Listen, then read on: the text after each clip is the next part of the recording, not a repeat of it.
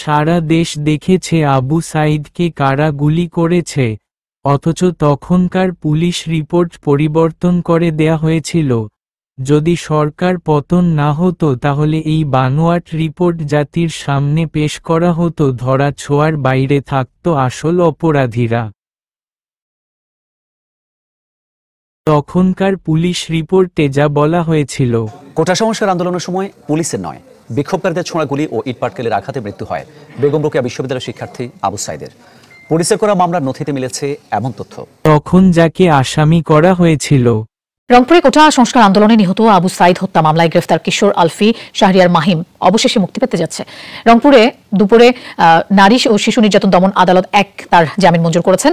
গেল 18 জুলাই তাজহাট থানায় হামলার সময় আটক করা হয় শিক্ষার্থী মাহিমকে। পরে আবু সাঈদ হত্যা মামলায় তাকে গ্রেফতার দেখানো হয়। জন্মসনদ অনুযায়ী তার বয়স 16 হলেও মামলায় দেখানো হয় 19 বছর। এমনকি রিমান্ডও চাওয়া হয়। মাহিমের বোন এ নিয়ে সামাজিক যোগাযোগ মাধ্যমে স্ট্যাটাস দেন।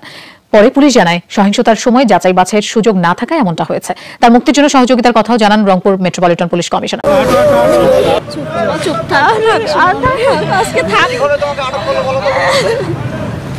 যখন আমি সেন্সলেস হয়ে পড়ে গেছিলাম তখন মানে টিয়ার গ্যাস ছাড়ছিল, তো যখন টিয়ার গ্যাসটা সেরেছিল তখন মানে আমার পিছন থেকে তো সবাই চলে গেছে, তখন মানে আমি একাই পড়ে গেছিলাম, তখন আমাকে ধরছে।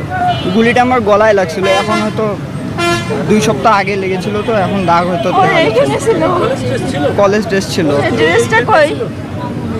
হ্যাঁ, এই প্যান্টটাই ছিল।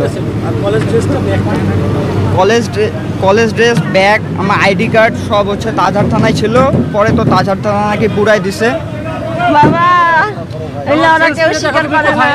জানা যাবে সব। আমরা এই সুরতহাল রিপোর্টের উপর বিবেচনা করি কিন্তু মামলাটা নেওয়া হয়েছে। এখন এর বাইরে তো মেডিকেল রিপোর্টও আমাদের কাছে নাই। এর বাইরে যে ইনকোয়ারি টিম গঠনিত হয়েছে তারা ইনকোয়ারি করছেন, সেটা রিপোর্টও এখন আমাদের কাছে আসে নাই। পুলিশের এই এফআইআর ঘিরে ফের উত্তেজনা বাড়ছে রংপুরে। দাবি জানান দায়ীদের বিরুদ্ধে ব্যবস্থা নিশ্চিতের। এটা এমন করে তারা মামলায় গদ লিখেছে যেটা যেন দুই পক্ষের গোলাগুলি হয়েছিল, সেই কারণে আবু সাঈদ মৃত্যুবরণ করেছে। নিজে তার পুরো শরীরটা আমি প্রত্যক্ষ করেছি, ফলে এটা স্পষ্ট যে পুলিশের গুলিতে সেই তার জীবনযান